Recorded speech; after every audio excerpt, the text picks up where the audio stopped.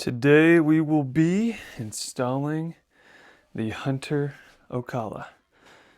There's the tools I got: multimeter, drill, pliers, wire strippers, you know, the usuals. And that's what we're installing today. I'm going to show you guys. We can't install to that box because the Ocala bracket is a little bit wider than the attachment points on this wire box. So show you what we'll do instead.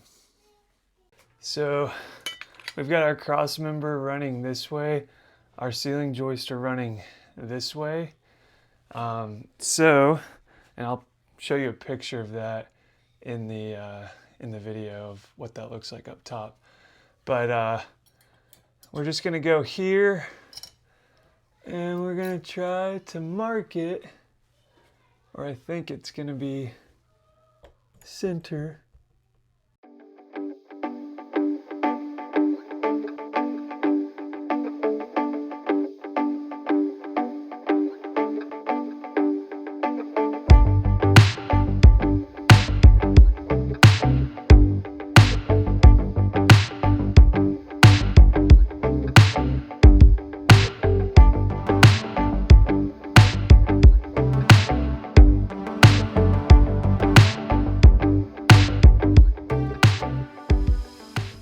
Alright, so we are screwed in to the joist. It's really solid. When you start driving these in, don't use the Phillips, use your flat, because you'll strip it out with the Phillips every time. These are not, I don't know, the strongest, the toughest, hardest steel there is, but I guess it does good enough. It was almost to the point where I almost went and got some decking screws just to replace these, because I like the star bits. I kind of wish they would put star bits on these for as much as you're trying to drive these into wood. Even with the pilot hole, you know, this isn't, you know, it's going to strip out a little bit. So just beware of that. But yeah, once it's up, this is the hardest part of the entire job, is just getting this thing screwed in. So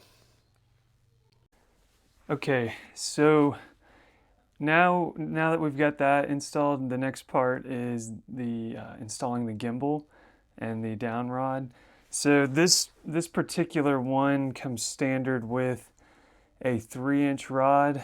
From Hunter's website, you can order for like $12 more the 2-inch rod, and this is kind of meant for 8-foot ceilings, which is what we have. If you got 9-foot ceilings, I think, you know, the standard 3-inch that it comes with is probably good enough. So what we're going to do is we're going to disassemble this and replace it with this rod. Okay, so first we're just going to pull this grounding wire out, and then that's going to tie into the other grounding wires on the bracket and from the wire that's coming in from the ceiling. So we got this screw right here. We need to, I'm going to zoom in just a tad bit more. We're going to unscrew that, and that's going to free up the gimbal. All right, so this is the gimbal, this is your rod, and inside it's got a little rod in there. You're going to remove that. You're also going to remove the grounding wire, because we got to put it on the new one. And if you notice, this has like a little sleeve on it, and it does have a specific orientation. So this goes around the grounding section, and then for the rod that kind of locks it in, it's got holes right there for those to be on the new rod. So we'll remove that, and we will remove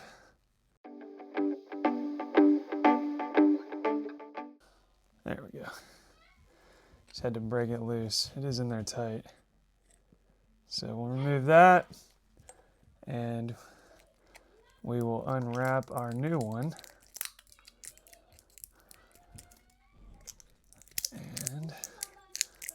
See, who knows, maybe this is the hardest part of the whole install, getting this plastic wrap off.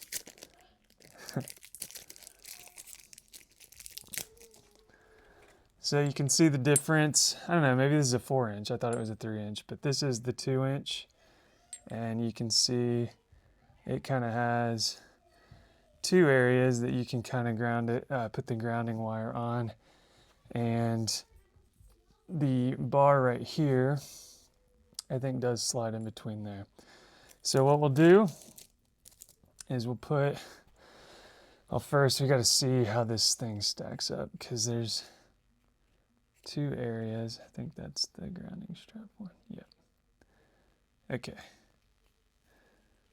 Sorry, this is not where that rod goes through. That rod goes in through here. Okay. All right, so this is the orientation. So we'll put the grounding wire back on here.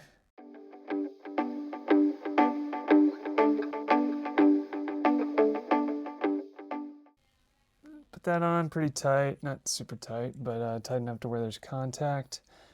And then we will slide this guy in over, just like that. And then we will get the gimbal, and you can see there's a slot right here where that rod's gonna go. We will slide, whoops. We will attempt to slide this guy in like such. Whoops, and it pops out just like that. All right.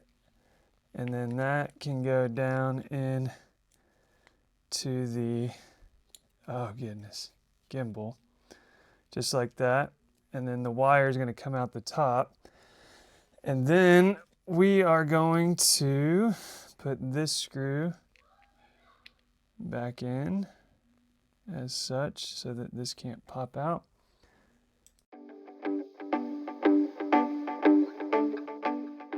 All right, so now that we got the down rod ready to go, we're gonna screw it onto the top of this.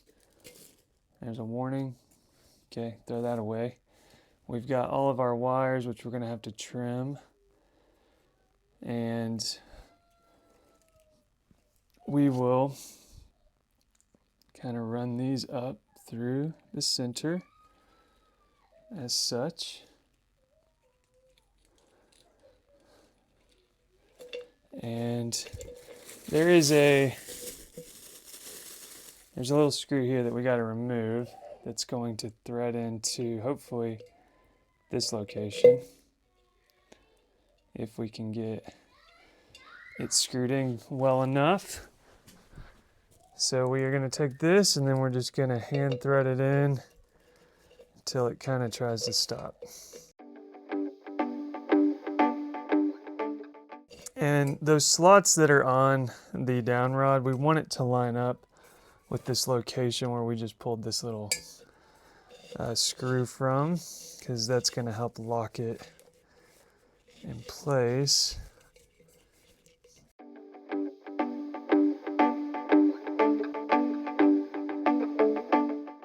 And then we're going to take some pliers, and we're just going to get that nice and tight.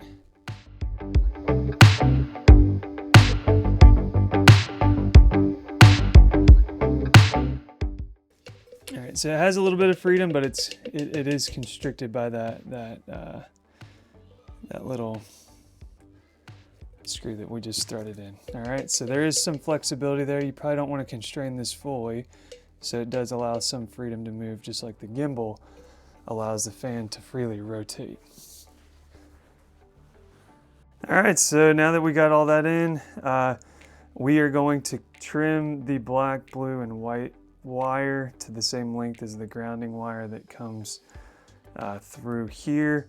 You know, if you had a longer rod, then you would need all of this. But for ours, since we're not extending that far, we're just going to trim it to the same length as the grounding wire that we got. So take our wire cutters, and we will just go snip. All right, and then we'll throw those over there.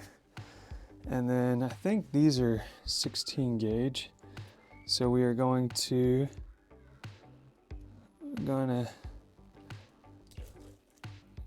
get our wires nice and exposed. All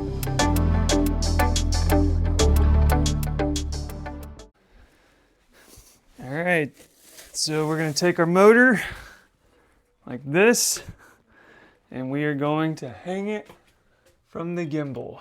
All right, so this is where the downside of this short 2-inch rod is that it doesn't leave you a whole lot of space to work in, but it's not horrible.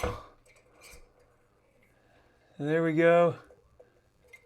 It ought to just sit in there just like that.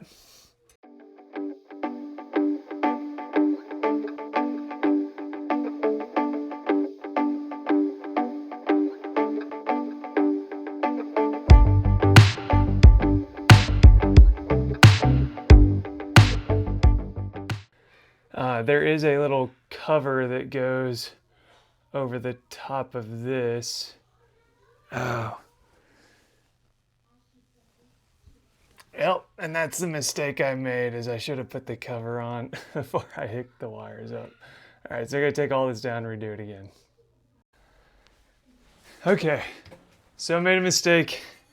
Did not put this on when I started screwing the wires on, so this does make it harder for access and everything, but it's not too bad. But this was the issue, is this should have been on, because this is where this hides all of the wires. So let's do this again.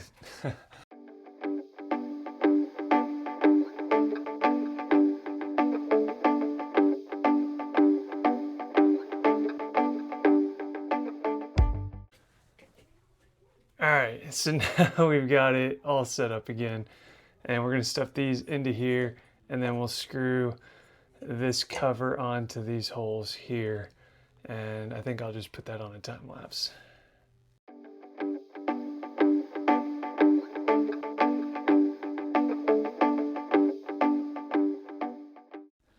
Okay, now we're going to put the fan blades on the brackets that attach them to the motor. So in this case, this is the part that faces towards the ceiling. So depending on the color you want, you would want the color you don't want to be what gets screwed into like that. Okay, so I'm gonna attach all of these, and we'll likely just speed up the footage of me putting all this together.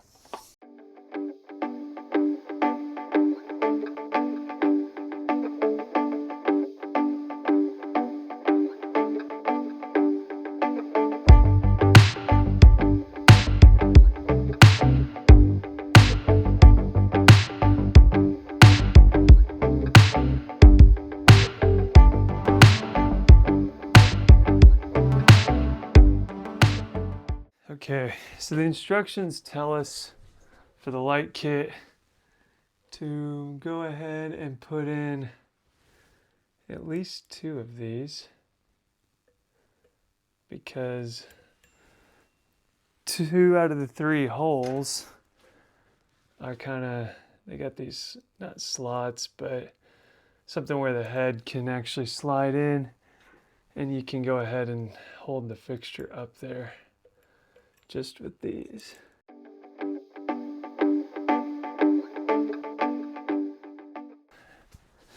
So we got the light fixture. You can see right here, these little holes is where this is gonna hang on. You're gonna put this over those 2 screws, and then you're gonna rotate it so it can hang right here on these little guys, and then we'll put the 3rd one in right here.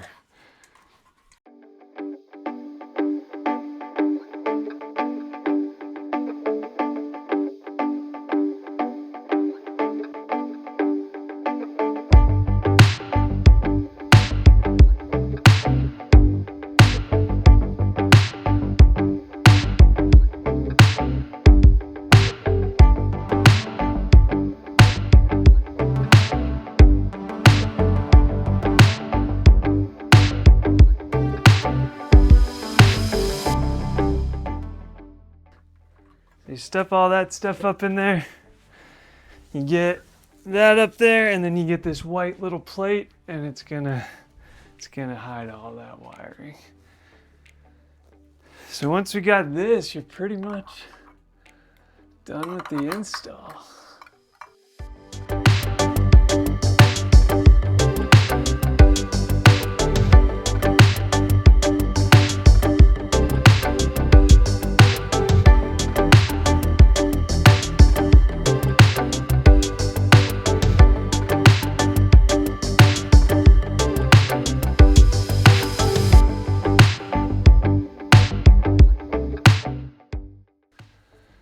All right, so the moment of truth.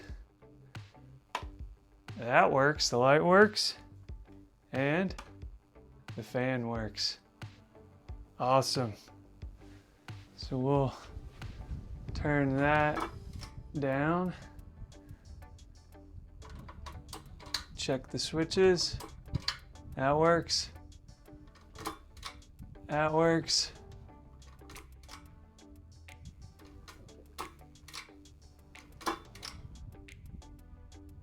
All right, so not too complicated, just a little sweat equity, a little bit of time, and sometimes it just helps if you have a beer while you're doing this. I didn't have a beer today, which is probably good, but you know, if it can relax your mind when all the chaos is screaming and you can focus, sometimes a little bit of focus is always good when you work on stuff like this. So hope that helps. If you got any questions, let me know. I'm sure I did something wrong, but you know, people call me out on this all the time, which is okay. I guess this is the what you buy into when you do YouTube. But hey, at the end of the day, at least it's working. All right, thank y'all.